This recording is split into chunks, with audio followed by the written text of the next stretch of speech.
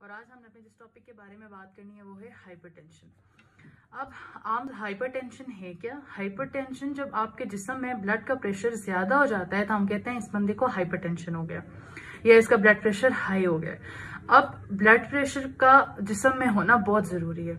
जब दिल कॉन्ट्रैक्ट होता है तो वो जिस्म के सारे हिस्सों में खून पहुंचा देता है और सर पाँव के नाखून से लेके सर की जड़ तक खून का प्रेशर जिस्म में होना बहुत ज्यादा जरूरी है। लेकिन जब वो प्रेशर ज्यादा हो जाता है या कम हो जाता है तो फिर वो प्रॉब्लमेटिक हो जाता है। अब जब वो प्रेशर ज्यादा हो जाता है तो उसको हम लोग हाइपरटेंशन कहते हैं, जब वो कम हो जाता है तो उसको हाइपोटेंशन कहते हैं। क्योंकि आज का हमारा टॉपिक हाइपरटेंशन का है तो इसलिए हम देखेंगे कि हाइपरटेंशन की टाइप्स क्या क्या हैं और उनके कॉजेज क्या क्या हैं और उसको ठीक किस तरह से किया जा सकता है। अब सबसे पहले हम टाइप्स देखते हैं। हाइपरटेंशन की दो टाइप्स हैं, primary essential hypertension and secondary hypertension.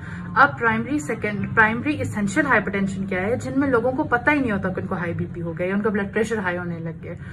और सेकेंडरी हाइपरटेंशन क्या होता है कि उनको किसी किसी और बीमारी या किसी और कॉज की वजह से उनका ब्लड प्रेशर हाई रहने लग जाता है।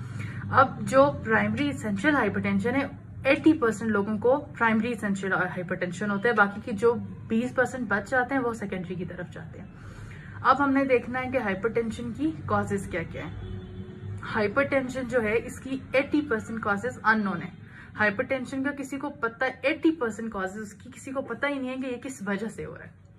इसमें आपका लाइफस्टाइल आ जाता है, आपका खाना पीना आ जाता है, नींद पूरी ना करनी आ सकती है, आप में टेंशन, किसी को टेंशन होगी है, एंजाइटी होगी है, कोई डिप्रेशन में है, तो ये सारी चीजें जो है हाइपरटेंशन की कॉजेज में आ जाती हैं।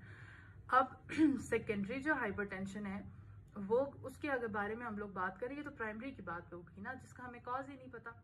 अब सेकेंडरी के बारे में अगर बात करें, हाइपरटेंशन वो हाइपरटेंशन होता है जो किसी और कॉज की, किसी और डिजीज की वजह से होता है। अब वो कोई और डिजीज क्या हो सकती है? डायबिटीज होगी, आपको डायबिटीज के साथ आपको हाइपरटेंशन हो गया, डायबिटीज की वजह से आपको हाइपरटेंशन हो गया।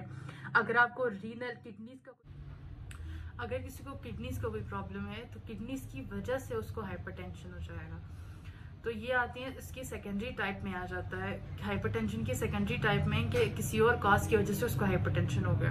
अब हमने क्या देखना है कि उसको ठीक किस तरह से किया जा सकता है। उसकी ट्रीटमेंट एक तो मेडिसिन आ जाती हैं, उसके अलावा आपने अपना लाइफस्टाइल बेहतर करना है। अब लाइफस्टाइल किस तरह से बेहतर किया जा सकता है कि आपको अपना खाना पीना अच्छा करना है, आपको अपनी नींद अच्छी करनी है, आपको टेंशन नहीं लेनी, एंजाइटी नहीं लेनी। जब ये सारी चीजें बेहतर हो जाएंगी तो ऑटोमेटिकली आपका बीपी कुछ टाइम के लिए स्टेबल जरूर हो जाएगा।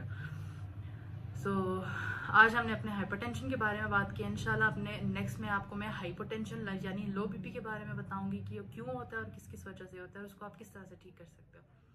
Thank you so much for watching.